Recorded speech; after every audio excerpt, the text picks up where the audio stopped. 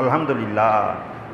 এরপরে আল্লাহ রাসূল সাল্লাল্লাহু আলাইহি সাল্লাম বলেন, ওয়ানাহা আন সালাসিন, আল্লাহ রাব্বুল আলামিন বান্দাদের জন্য তিনটি জিনিস নিষেধ করেছেন। তার মধ্যে প্রথমটি হচ্ছে কিলা ওয়াকাল। কিলা ওয়াকাল বলা হয় অনর্থক কথাবার্তা, ফাঁসিকি কথাবার্তা, যে কথাবার্তার কোনো মূল্য নাই, মানুষের কাছে কোনো সম্মান নাই, আল্লাহর কাছে কোনো মূল্য নাই, এরকম বিভিন্ন সময় বিভিন্ন কথাবার্তা বলে নিজে বলা, যে কথাগুলো কোনো দাম নাই, যে কথাগুলোর কোনো কি নাই, ভ্যালু নাই, মানুষের কোনো উপকার হয় না, আল্লাহ রসুলের, ইসলামের, মুসলমানদের, ঘরের বাইরের কোনো মানুষের কোনো প্রয়োজন নাই, এই সমস্ত আজগবি কথাবার্তা বিভিন্ন জায়গায় বলে বলে বেড়ানো, বিশেষ করে চায়ের দোকানে বসে বসে এই সমস্ত আজগবি কথাবার্তা মানুষের সমালোচনা করা, কার ঘরে কি হচ্ছে, কার বউ কি হয়েছে, কার স্বামী কি হয়েছে, কার ছেলে কি হয়েছে, এই সমস্ত যে সমস্ত কথাবার্তার কোনো ভ্যালু নাই, এই সমস্ত কথাবার্তা বাইরে বলে বলে বেড়ানো, এটাও আল্লাহ রসুল সাল্লাল্লাহু আলাইহি ওয়াসাল্লাম নিষেধ করেছেন। জুনিসুল বলুন আলহামদুলিল্লাহ। তাহলে দেখেন ইসলাম সব কিছু কী করে দিয়েছেন, সীমাবদ্ধতা, যেগুলো বলা সেগুলো বলার জন্য অধিকার, যেগুলো নিষেধ করেছেন সেগুলো থেকে বিরত থাকতে হবে। তাহলে আমরা যে এই আজগবি যে কথাবার্তার দাম নাই, এই জন্য আল্লাহ রসুল বলছেন যে তোমাদের কোনো কথার যদি কোনো কথার বলার প্রয়োজন না হয় তোমরা চুপ থাকো।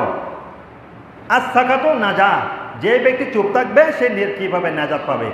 বেশি কথা বলবেন বেশি ভুল হবে, বেশি ভুল হলে বেশি গুনাহ হবে, বেশি গুনাহ হলে বেশি জাহান্নামে যাওয়ার সম্ভাবনা রয়েছে।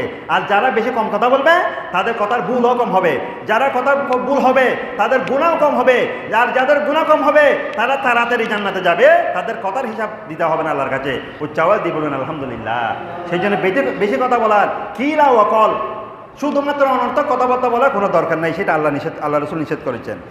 এরপরে আল্লাহ রসুল বলেন যে আল্লাহ রাসূল সাল্লাল্লাহু আলাইহি সাল্লাম বলেন যে আরেকটা হচ্ছে কি কাসরাতুস সওয়াল, বেশি বেশি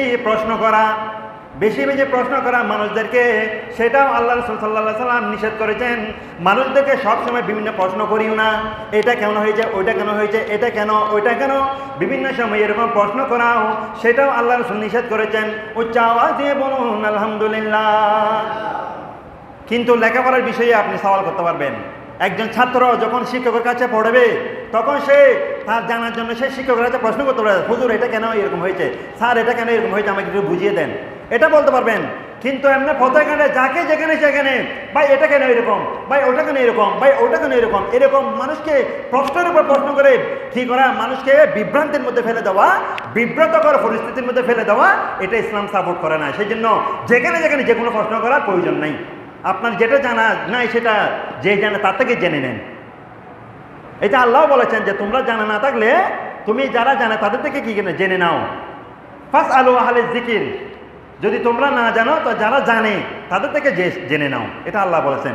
কিন্তু যেখানে সেখানে যেভাবে সেভাবে প্রশ্ন করে মানুষকে বিব্রত করা, সেটা আল্লাহ রসুল পছন্দ করেন, আল্লাহ পছন্দ করেন। এরপর আল্লাহ রসুল সাল্লাল্লাহু আলাইহি ওয়াসাল্লাম বলেন আরেকটা হচ্ছে ওয়াইদাতুল মাল, আরেকটা জিনিস হচ্ছে আল্লাহ পাক সুবহানাহু ওয়া তাআলা আমাকে সম্পদ দিয়েছেন, আমাকে আল্লাহ পাক মাল দিয়েছেন, সম্পদ দিয়েছেন, ধন সম্পদ দিয়েছেন, আমি আমার সেই সম্পদকে যথাযথভাবে আল্লাহর পথে এবং আমার পরিবারের জন্য, সমাজের জন্য, রাষ্ট্রের জন্য ব্যবহার না করে আমি ওই সম্পদকে বিভিন্নভাবে নষ্ট করে ফেললাম, সেটাও আল্লাহ রাসূল নিষেধ করেছেন।